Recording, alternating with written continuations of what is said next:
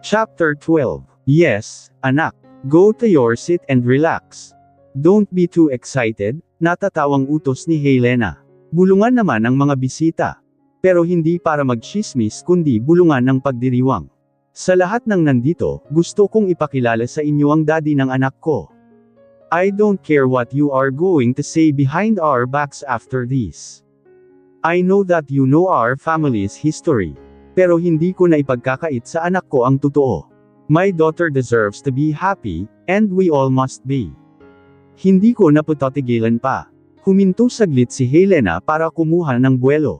Alam kong nandito ka, so please, Mr. Timothy Silvestre, join us in stage. Tawag nito. Ikinagulat iyon ng lahat. They all gasped in disbelief.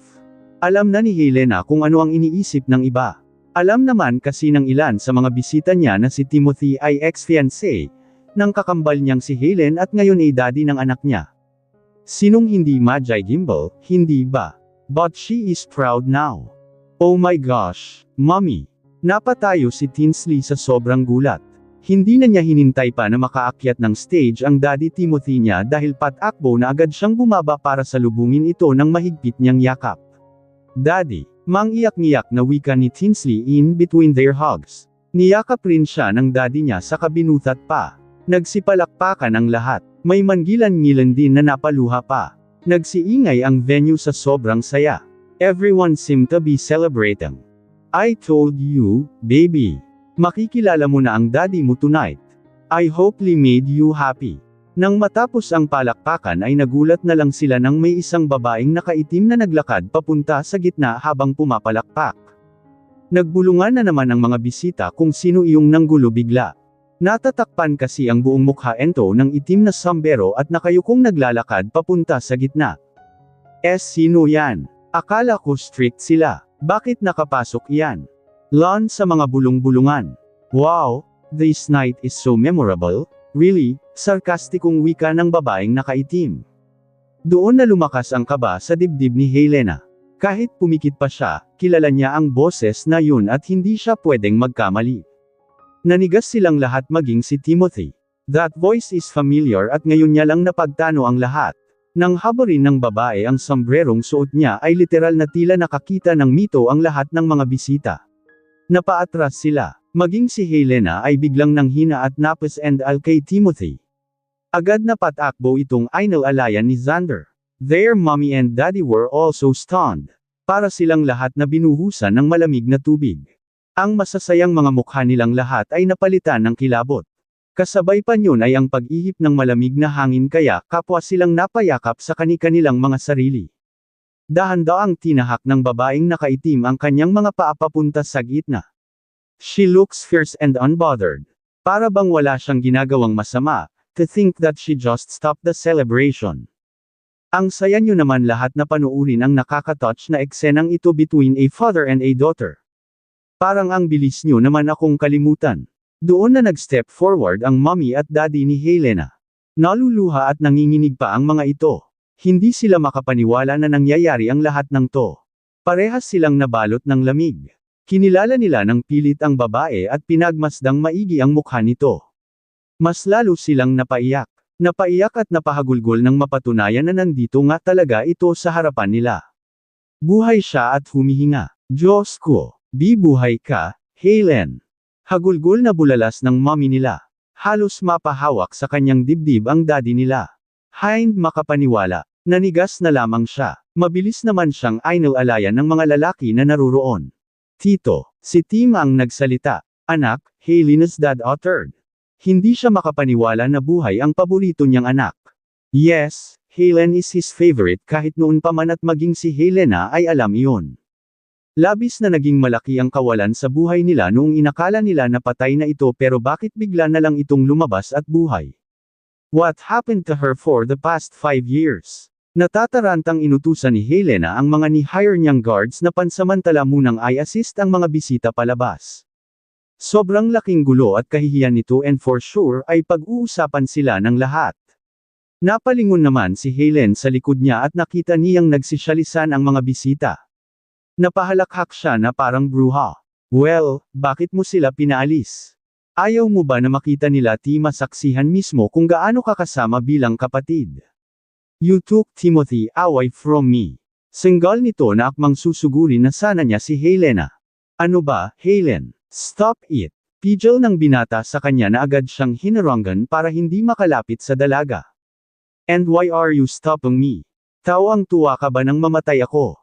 Para makapaglandi kayong dalawa. Maybe you were cheating over me behind my back while I was away. Tandang padamdam panipik. Tama na, Ate Helen.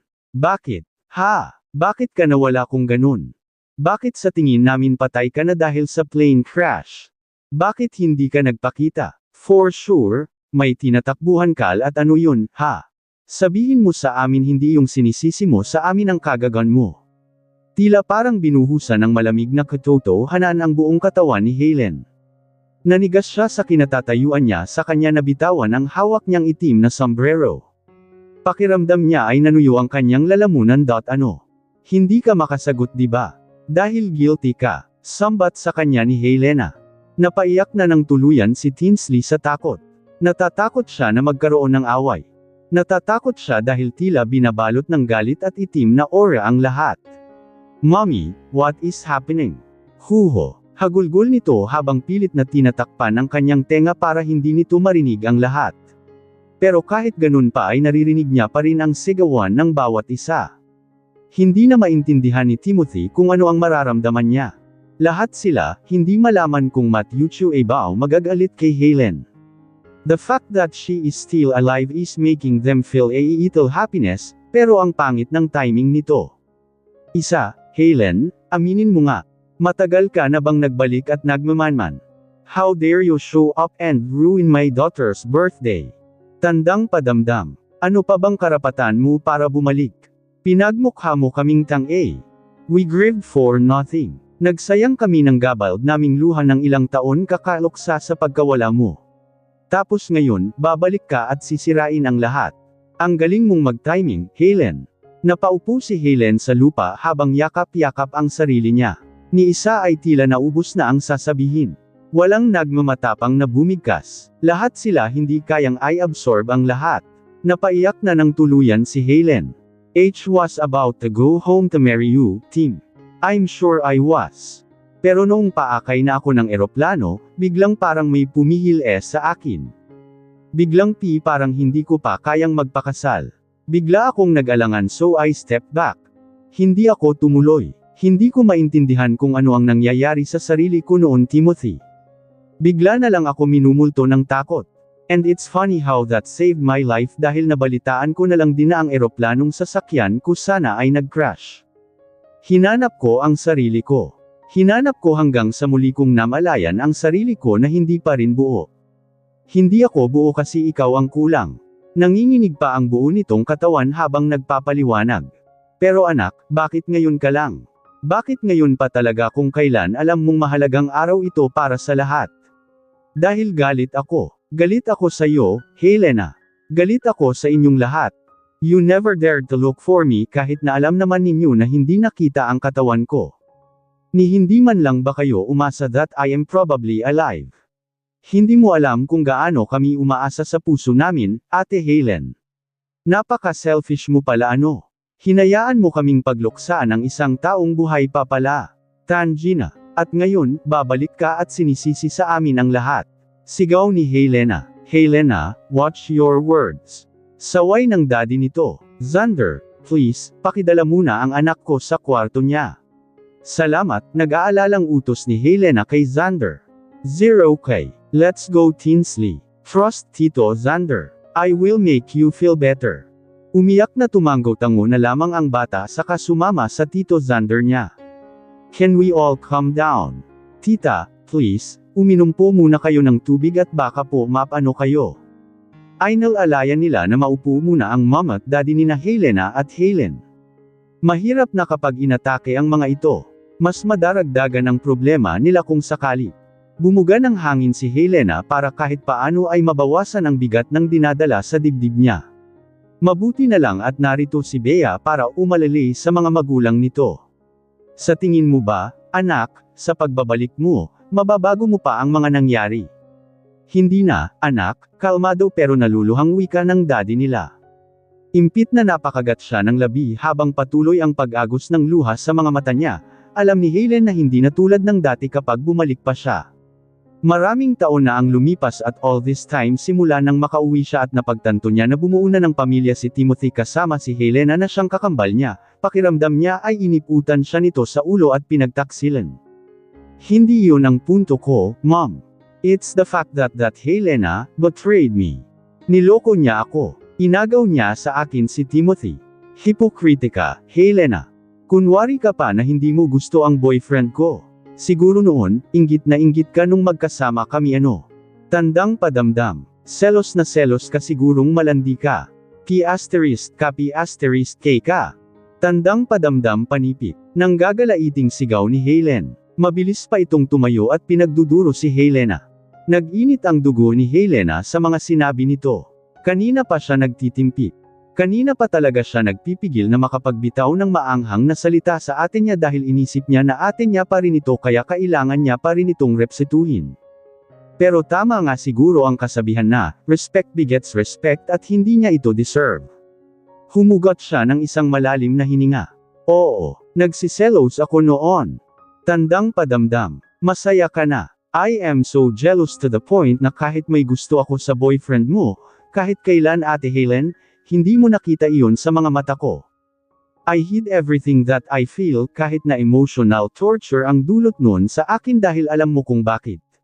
Dahil mahal kita. Mas mahal kita kumparan sa pagmamahal ko kay Timothy. Mahal kita kaya ayaw kong masira kayong dalawa. Ni minsan ba nakita mo sa akin ang inggit? Ni minsan ba nakita mo sa akin na nilalandi ko ang boyfriend mo? Tandang padamdam. I respect you so much. Ate Helen kung alam mo lang. Shut up. Ano, Timothy? Paano mo ipapaliwanag ngayon ang lahat ng ito? Naguguluhan na rin si Timothy. Hindi na niya alam kung ano ang mararamdaman niya. He was kind of happy knowing that Helen is alive. His first love. Pero nagka-leche-leche ang lahat. Nasira ang lahat. Wala na. Marahil, tatatak ang lahat ng ito sa alaala ng anak niya dahil sa hindi magandang nangyari. Ngayon na ba siya magdadalawang isip tungkol sa totoong nararamdaman niya? Mahal niya si Helen, noon yun. Pero hindi niya pa rin maipagkakaila ang saya na nararamdaman niya dahil nakita niya ito ulit buhay ang babaeng una niyang minahal. Sumagot ka, Tim. Utos ni Helena. Nanginginig ang boses nito. Hindi niya alam kung tablado na ba siya ngayon sa puso ng binata dahil sa pagbabalik ng dati nitong pag-ibig, o siya pa rin ang pipili nito ngayon. Nawala ka, Helen. Inakala namin na patay ka na. Hindi mo alam kung gaano ako nagluksa sa pagkamatay mo. I almost tried to drown myself and just kill my existence dahil pakiramdam ko ay wala na akong silbi kung ala ka na rin. Halos araw-araw na gumigising ako ay pinagdarasal ko na huli na sana iyon dahil ang sakit. Sobrang sakit na akala ko iniwan mo na kaming lahat. But all of a sudden, you will appear like nothing happened. Na para bang wala kang trauma na iniwan sa aming lahat. Tapos ngayon ay ikaw pa ang galit. Ikaw pa ang naghihimutok dahil inisip mo na pinagtaksilan ka namin. You betrayed us first, Helen. Ikaw rin naman ang may kagagawa ng lahat ng to. Nakayukom ang palad ni Timothy habang binibigkas niya ang mahaba niyang paliwanag. Tama ang lahat ng mga sinabi nito. Pakiramdam tuloy ni Helen ay wala siyang kakampi. Her mom and dad couldn't even look at her in the eyes. Nasasaktan rin ang mga ito sa ginawa niya. Kung sana nagpakita siya ng maaga. Kung sana umuwi siya ng maaga, baka naagapan pa. Baka napatawad pa siya agad-agad. Baka hindi sila nagluksa sa isang taong inakala nilang patay pero humihinga pala. Mom, Dad, kayo na po ang bahala muna sa kanya. Napagod ako kaka-organize ng event at nasayang lang ang lahat ng pinaghirapan ko para sa anak ko. Hindi ko mapapalampas ito. Pahayag ni Helena. Bakas mo ang galit sa kanya kahit nakalmado ang tono ng pananalita nito. Nagngingit-ngit siya sa galit. Hindi niya alam kung mapapatawad niya pa ang ate Helen niya. Sasamahan na kita, Helena, sagot naman ni Timothy. Huminto si Helena kaya bigla ring napahinto ang binata sa pagsunod sa kanya. No, Tim, stay here. Sa tingin ko, kailangan niyong mag-usap dalawa. Then, decide kung sino sa amin ang pipiliin mo. This is the last chance that I will be giving you kaya sana, piliin at timbangin mo ng mabuti. Biglang natakot si Tim sa tono ng pananalita nito. Para siyang mababaliw kung ano ang gagawin niya. Bakit biglang kailangan niyang mamili? Bakit pakiramdam niya ay nalilito pa siya sa dalawa? Inakay niya patayo si Helen na mukhang nahimasmasa na rin mula sa pag-iyak kanina. Inalalayan niya itong maupo sa isa sa mga upuan malapit sa pwesto nila. Inalalayan na rin ni Bea ang mga magulang ni na Helena na pumas okay sa loob dahil masyado nang lumalalim ang gabi. Ibinili na lamang ng mga ito ang lahat kay Timothy. Hindi ka ba masaya na nandito na ako ulit, Timothy? Nagbalik ako para sa iyo, umiyak na namang wika ni Helen. Mabilis niyang niyakap ang binata. Mahigpit iyon. Para bang ayaw niya itong pakawalan. I want to be happy, Helen. I sure do. Pero hindi ko alam kung dapat ko ba talagang ikatuwa na nandito ka na. Lalo lang akong nalito. Pagpapaliwanag ni Timothy. Because you still love me. Now that I am back, you can choose me, Tim. Ako na lang ang piliin mo. She desperately cried out habang nasa bisig siya ng binata at yakap-yakap niya ito. Mabilis na inihiwalay ni Timothy ang sarili niya sa dalaga. Bago mo sana sabihin iyan at hilingin sa Kin, humingi ka muna ng tawad. Pero mukhang hindi pa talaga mag-sink in sa isip mo na nagkamali ka. You are still in denial. Maraming paraan para ipaalam mo sa amin na buhay ka pa. But you refused to do so. Sa tingin mo ba, pipiliin kita ng ganun-ganun lang? I have a family now with Helena. A family which used to be our dream. Matapos ng unsuccessful na selebrasyon ng kaarawan ni Tinsley ay kakaibang katahimikan ang bumalot sa bahay ng mga De Guzman. Hindi na nila pinaalis si Helen, instead ay pinatuloy na nila ito para tumira na kasama nila. Ang mommy at dad di na nila ang nagdesisyon at kahit na hindi na komportable si Helena sa kakambal niya because of what happened. Hindi na rin sila lumabas-labas pa ng kwarto ng anak niya. Pero hanggang kailan, nakatira na sila ulit ngayon sa iisang bubong at magkasama, kahit anong iwas ay isa lang ang mundo na ginagalawan nila. Good morning, Mom. Bati ng kababalang na si Helena sa hagdan. Iniwan na muna niya si Tinsley dahil mukhang napuyat iyon dahil sa kagabi. For sure, mamaya pa ito majay gising. Nalulungkot si Helena sa tuwing iisipin niya ang nangyari kagabi. Nakapag-send na rin siya sa mga guests nila ng apology letter dahil sa nangyari kapalpakan kagabi. Naaksaya ang lahat ng oras at effort nilang lahat. At galit siya sa kakambal niya dahil alam niya na sinadya nito na sirain ang gabing iyon. Sinadya nito ang lahat dahil nabanggit rin ito ni Tinsley sa kanya. Flashback, anak, pasensya na ha. Wika ni Helena habang naghahanda na silang matulog. Naiinis siya sa sarili niya. Nagkulang siya. Hindi niya inaasahan na mangyayari ito, Ang inaakala niyang perfect and successful birthday party para sa anak niya ay wala na. Mommy, that girl. I remember her. Napabangon si Helena bigla mula sa pagkakahiga. You do. How? Remember when I got out the gate to pick my ball outside? She was there. She seemed to be looking around. Pagkukwento ng bata. Napakagat ng labi si Helena sa sinabi nito. So, ibig sabihin lang matagal na nga itong nagmamanman at nagmamasid. Matagal na nga ito nariyan lang sa tabi-tabi. Doon niya lang napagtanto na planado ang lahat. Napakibit-balikat na lang si Helena sa kanya sinukle-sukle ang buhok ng anak niya. Huwag mo nang isipin yun anak. Sorry if mommy failed to make your birthday memorable. Paghingi ng paumanhin nito sabay marahang lamapat ang mga labi nito sa noo ni Tinsley. Good night, sweetie. Good night, mommy. End of the flashback na abutan ni Helena sa dining area ang mommy at daddy niya na pinagsisilbihan si Helen na para bang wala itong kasalanang nagawa sa kanilang lahat.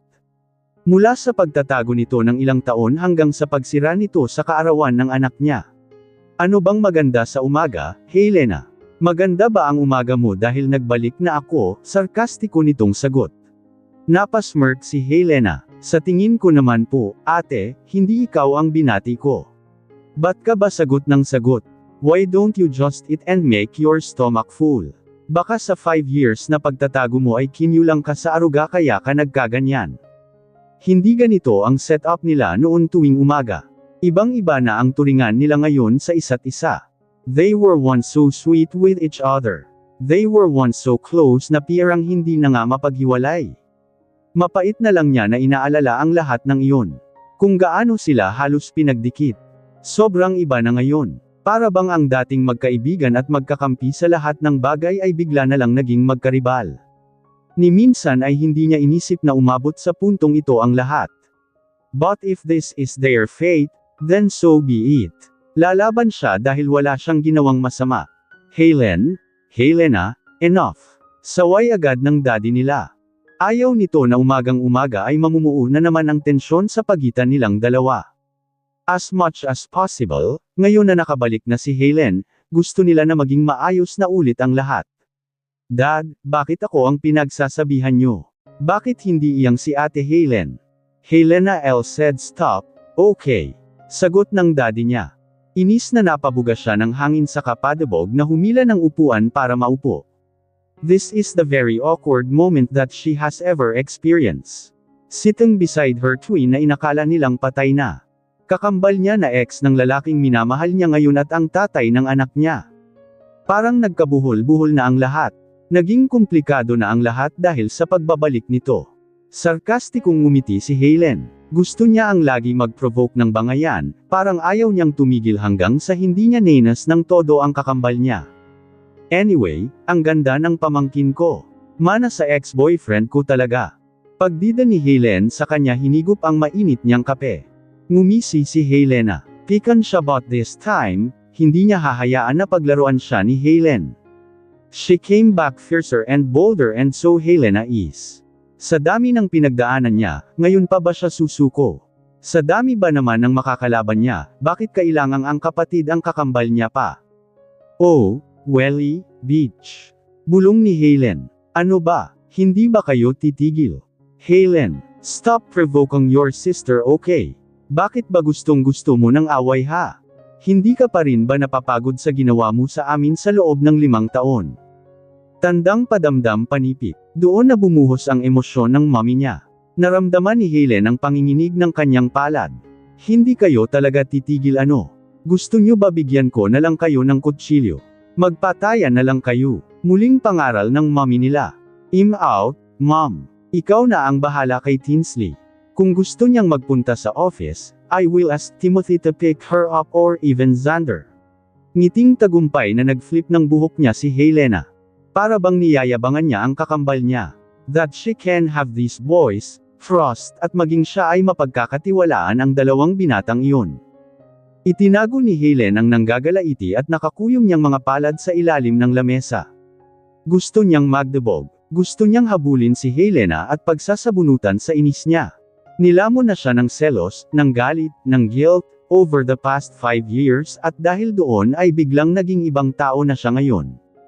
Parang hindi na siya yung Helen na mahal ang kapatid niya noon. No one can blame what she feels. She felt betrayed. Pinaniniwalaan niya pa rin hanggang ngayon na sinulot ni Helena ang lalaki na dapat sana ay siya pa rin ang mahal ngayon. Helen, isipin mong mabuti ang 5 taon. Maraming nangyari sa 5 taon. Akala mo ba makakapaghintay si Timothy sa'yo ng 5 taon gayong iniisip niya, naming lahat na patay ka na? Don't blame your sister for your poor decision making. Nagpantig ang kanyang tenga sa mga sinabing katotohanan ng daddy niya.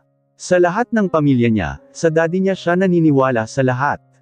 Sila kasi ang magkasangga sa lahat ng bagay lalo pa at daddy's girl siya, pero, iniisip niyo rin po ba na kung sumakay ako sa eroplanong yun noon, buhay pa kaya ako ngayon? Tandang padamdam. Bakang out that time saved me mula sa totoong pagkakamatay ko sana. Pero maraming oras na pwede ka sanang bumalik. But did you do it? Hindi. Hindi ka bumalik sa loob ng 5 taon. Kaya huwag mong masisiis si Timothy kung natutunan na niyang mahalin ang kapatid mo. This time, ang mommy naman niya ang sumagot sa kanya. She felt alone. Parang walang kumakampay sa kanya, Leon ang nararamdaman niya. Ang daddy niya na siyang number 1 niyang kakampi at tagapagtanggol ay mukhang hindi na ngayon.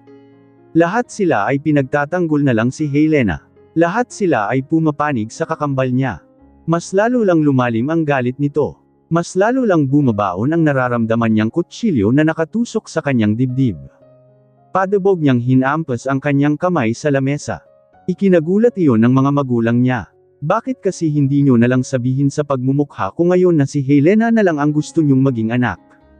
Tandang padamdam, na sana hindi na lang ako bumalik dahil panggulo lang ako. Bakit hindi nyo nalang sabihin na si Helena na lang ang kailangan nyo? Tandang padamdam panipik, sigaw nito na pinagsusumbatan pa ang mga magulang niya. Naluha na lamang ang mommy niya dahil dito. Hindi, anak. Hindi mo alam kung gaano kami kasayan na buhay ka. Para kaming nananaginip. Hindi mo alam kung gaano kami kasabik na makita ka ulit, may akap at masilayan. Pareho namin kayong kailangan. Huwag mo namang iisipin iyan. Pagpapakalma nito habang hinahawakan ang kamay ni Helen. Mariin na tinanggal ng dalaga ang pagkakahawak ng mommy niya sa kamay niya. Don't make me laugh, mom. Hindi pa kasi aminin. Padabog itong nagmarcha. Helen, how dare you disrespect your mother? Galit na sigaw ng daddy niya pero tila walang narinig ang dalaga. Sarado na ang tenga at puso niya. Matigas na siya, at isa lang ang taong makakatunaw niyon. Walang iba kundi ang kaisa-isang lalaking hinahangad niya. Busy sa opisina si Helena sa dami ng kailangan niyang asikasuhin, masyado kasi siyang nag-hands-on sa birthday ng anak niya kaya ito na ang kapalit nun. Palpak nga lang ang lahat. Kaya heto, puspusan siyang nagtatrabaho para makapag-supply na agad siya ng beauty products sa mga malls at local distributors nila. Nagsusulat si Helena nang biglang nagsalit ang isang employee niyang babae. Good morning, ma'am. May bisita po kayo. Napaangat siya ng tingin at hininto pansamantala ang ginagawa para tingnan kung sino yung bisita na sinasabi. Halos mapaiwas naman agad ng tingin si Helena nang makita niya ang mukha ni Timothy. Hindi pa siya handa na makita ito. Hindi pa siya handa dahil natatakot siya sa posible nitong sabihin sa kanya. Paano kung ma-realize nito na si Helen pa rin ang gusto niya? Possible naman yun lalo pa at nagbalik na ito. Possible naman yun lalo pa at ito naman talaga ang totoo at una niyang minahal, lako pala, Tim. Ang aga mo naman. Bungad na tanong ni Helena. Alam niyang wala pang sapat na tulog ang binata dahil sa paghahandang ginawa nila kahapon. For sure, dahil sa gulo kagabi ay hindi na rin ito nakatulog pa. Pero heto siya ngayon, umaga pa lamang ay nasa opisina na ni Helena. Thought my daughter would be here so I pass by. Mukhang hindi mo siya kasama. Did you leave her at home? Tanong nito. Hindi niya mabaka sa ekspresyon ng mukha ni Timothy na bothered ito sa nangyari last night. Bakit parang walang nangyari? Bakit parang casual na ito ulit sa kanya? Iniwan ko na muna siya dahil tulog pa. Sigurado akong napagod iyon kagabi. I see. I will just go and visit her then, sambit nito saka siya tumayo. Pakiramdam ni Helena ay si Tinsley lang ang pinunta nito. Ni hindi man lang ba niya ito kukumustahin tungkol sa nangyari kagabi. Ni hindi man lang nito papalubagan ang loob niya at sasabihin na siya ang pinipilit nito at hindi si Helen. Wala bang assurance? Biglang gustong maiyak ni Helena. Aalis ka na agad? Kunot noo na tanong niya. Oo. Tinsley isn't here so I don't have one to play with. Isa pa, busy ka sa ginagawa mo so you better work on it first. I won't disturb you. After all, I know you are tired. Tuluyan na itong tumalikod sa kanya pero nagsalita pa muli si Helena. Sandali pigil niya dahilan para mapahinto si Timothy. Napalunok si Helena ng kanyang laway. Si Ate Helen. Nandoon siya sa bibahay. Nagulat na lamang siya nang tumanggo-tango si Timothy like it's so fine and in favor with him. Ayos lang, tipid na sagot nito. Bigat sa dibdib ang naramdaman ni Helena nang umalis na ito ng tuluyan. Wala man lang bias. Leon na yun. Bakit pakiramdam niya ay biglang naging cold sa kanya ang binata? Bakit pakiramdam niya ang bigla itong lumayo sa kanya? Ito na ba ang sign na hindi siya talaga ang pinipili nito? Naluluha na naman siya. Hindi na siya makapag-concentrate sa ginagawa niya buhat ng pag-isip niya kay Timothy. For sure, magkikita sila sa bahay ni Helen. Hindi pwedeng hindi. Insiap niya pa lang kung ano pa ang mga susunod na mangyayari ay nababaliw na siya. Pinasaya lang siya saglit tapos ito pala ang kapalit. Bakit parang ang unfair naman? Dahil bothered si Helena, niyaya niyang magka-PSBya sa pinakamalapit na coffee shop mula sa opisina niya. Ayaw niyang maramdaman itong nararamdaman niya ngayon sa totoo lang. She felt sad dahil sa biglang inasal sa kanya ni Timothy. Where did the clingy Timothy go? He's acting a bit cold to her. So, bakit bigla kang nagyaya, sis? Pag-uusisa ni Bea sabay higop ng kape niya. Maganda dito sa coffee shop at mukhang vintage ang style. Ang alam nila, bata pa ang may-ari nito, eh. Pero mukhang into vintage style siya which is rare for a millennial. Halos lahat kasi ng kabataan ngayon ay niyayakap na ang modern style para sa buildings nila. The owner of this shop is somewhat impressive. Hindi kasi ako mapakali, eh. Alam mo naman di ba na nasa bahay si Ate Helen? Sobrang awkward na ng environment noong bumalik siya. Hindi na kasi siya yung dating kakambal ko. Hindi na rin kami magkasundo. Parang never na kaming magkakabati pa. Sis, kung ako rin naman sa sitwasyon mo, mahihirapan din ako. Siguro, pakiramdam ko ay may multo ng ate mo ang kasama nyo ngayon. Paano ba naman kasi ay bigla-biglang magpapakita at sisirain ang lahat? Mukhang pinaghandaan at pinagplanuhan. Napaisip naman si Helena habang umiinom ng kape niya.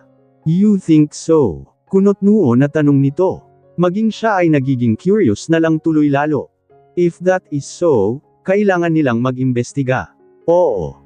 Kasi, kahit ang pagsira niya sa event ng anak mo, who would have thought na saktong magpapakita siya sa okasyon di ba? No one would think about it noong na ang alam ng lahat ay patay na siya. Akala ko pa naman si Elaine lang ang problema dito. Pati pala si Ate Helen, magiging kalaban din. You think of her as your enemy, sis? Tanong ni Bea. Who won't? Sa ginawa niyang pang-aaway sa Kin, I shall consider her an enemy. Isa pa, sinira niya ang isa sa mga pinaka-importanteng araw sa anak ko. Mabuti na lang at matalino si Tinsley. Naintindihan ako noon. Naiintindihan niya ang nangyayari kahit paano. Tumanggaw-tango si Bea bilang pagsang-ayon.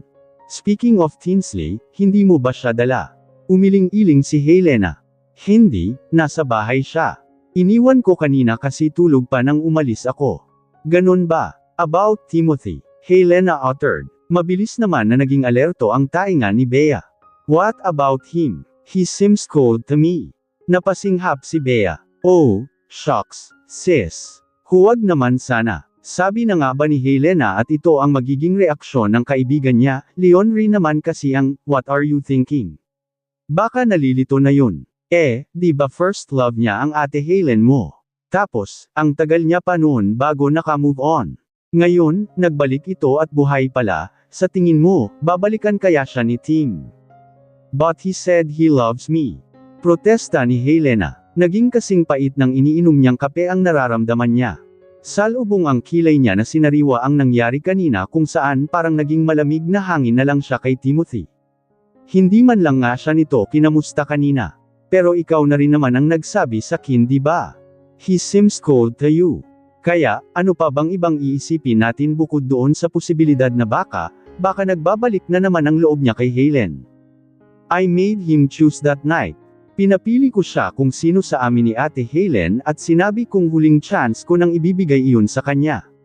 Kaya naman pala, tila naliwanag ang sagot ni Bea na probang may bumbilyang bigla na lang umilo sa isipan niya.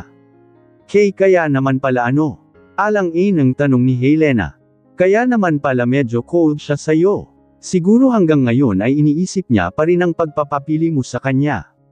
Hanggang ngayon, possible na hindi pa siya nakakapag-decide. Pero alam mo, kung talagang ikaw na ang mahal niya ngayon, hindi na naman niya sana kailangang mamili, Parang gustong maiyak ni Helena sa mga sinabi ng kaibigan niya. Yung totoo, kaibigan ba talaga niya ito? But truth hurts ika nga nila. And she thinks it much better to know the truth but feel the pain. Kung ganun nga, hindi ko naman siya pipilitin, Bea. You witness said how I made it though nang mag-isa at walang kahit na anong tulong mula sa kanya sa pagpapalaki ng anak namin. Kung ayaw niya man kaming piliin, hindi siya kawalan.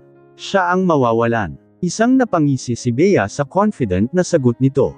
Alam mo, may isang bagay talaga akong hinahangaan sa'yo, Bes, Ano yun?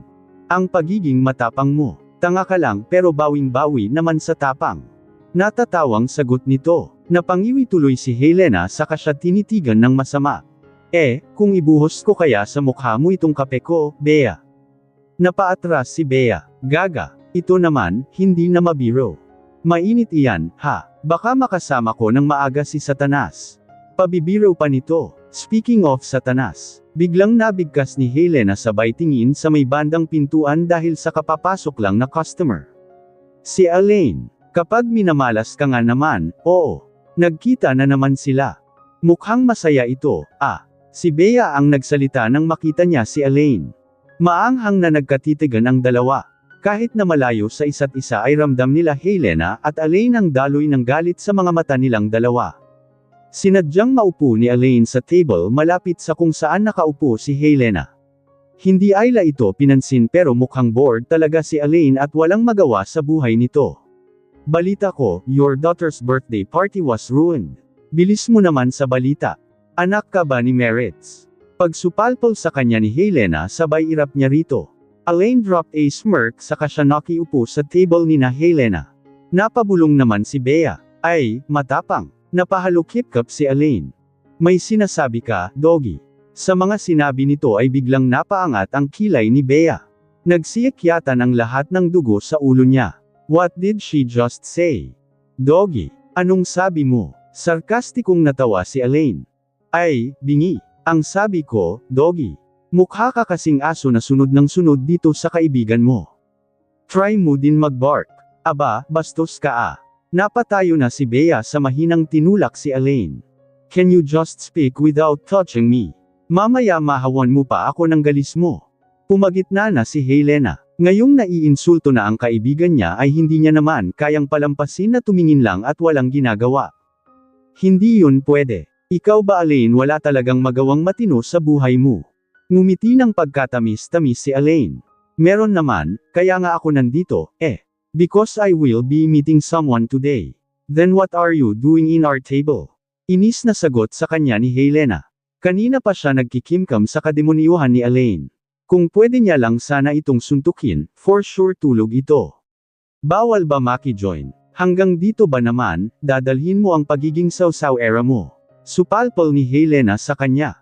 Napanguso ito ng sarkastiko. Oh, ang sakit mo namang magsalita, Helena. Sino ba ang unang sumausaw sa relasyon ni Timothy at ng ate mo? Hindi ba at ikaw? Kawawala pa lang noon ng ate mo, pero bumuka ka kaagad. You took advantage of your identical face. Nakakahiya ka. Doon na mas lalong nag-trigger ang galit ni Helena. Masyado na siyang naiinsulto. Sobra-sobra na ang mga pinagsasabi ni Elaine sa kanya. She was about to give her a damn hard slap nang biglang may humawak ng kamay niya. She immediately turned to see who that person is at halos mapamura siya nang makita niyang iyon ay ang ate Helen niya. What the F? Are they teaming up? Huwag mong tatangkain gawin iyan, Helena. Dahil baka ibuhos ko sa yutong kapeng hawak ko at malapnos iyang mukha mo. Baka hindi mo na magamit para mapaibig si Timothy pag nagkataon. Nanigas si Helena sa kinatatayuan niya. Her eyes says it all. Pero parang nalunok niya ang dila niya. Helen, bakit mo kinakampihan iyang bruhang yan? Hindi mo ba alam na patay iyan kay Timothy? Hindi ko naman siya kinakampihan, Bea. Ayaw ko lang na si Helena ang sumampal sa kanya. Tuldok-tuldok panipit. Huminto ito saglit saka hinarap si Elaine. Gusto ko kasi. Ako. Isang malutong at malakas na sampal ang tumama sa pisngi ni Elaine. Mabilis itong namula kaya napahawak agad si Elaine sa pisngi niya. How dare why, gagantay pa sana si Elaine ng sampal pero mabilis na ibinuhos sa ni Helen ang mainit-init niyang kape sa talampakan nito. Napasigaw si Elaine habang nakahawak pa rin ang palad niya sa kanyang pisngi. Hot. Ay, sorry, hindi ko yun sinasadya, ha? Sarkastikong wika ni Helen sabay ngisi niya. Mainit, di ba? Wala pang kalahati iyan kapag nasa impyerno ka na. Napang-angga na lang ng tuluyan sina Helena at Bea. Hindi sila makapaniwala na nagawa iyon ni Helen. Ano ang ibig sabihin nito? Pinagtatanggol ba niya si Helena? Nagmamadali na lumabas si Elaine sa coffee shop na iyon. Yamot na yamot siya sa galit. Nangagaliti siya. Akala niya makikipagtulungan sa kanya si Helen na mawala sa landas nila si Helena. Buwiset na buwiset ito kay Bea dahil sinabi nito ang totoo. Napatay siya kay Timothy which she has no plans of telling to Helen dahil balak lang naman sana niyang kunin ang loob nito. But hindi pa man nagsisimula ang plano niya ay napurnada na agad. Naiwan sina Helena, Helen at Bea sa loob ng coffee shop. Nagmamadaling lumapit ang crew sa kanila at naglinis. Niwala itong kahit anong sinabi. Hindi nga ito nagtanong pa, "It's so glad to see you here in my coffee shop." Sarkastikong wika ni Helen sa dalawa na hanggang ngayon ay hindi pa rin makapaniwala na nagawa niya iyon kay Elaine. Grabe, napaka-aggressive ni Helen. Ang hindi makabasag ng pinggan noon ay hindi nila inakala na magiging ganito ka-wild na ngayon. Is this how love transformed her? Sa'yo ito. Hindi makapaniwalang tanong ni Bea. Hindi ba halata?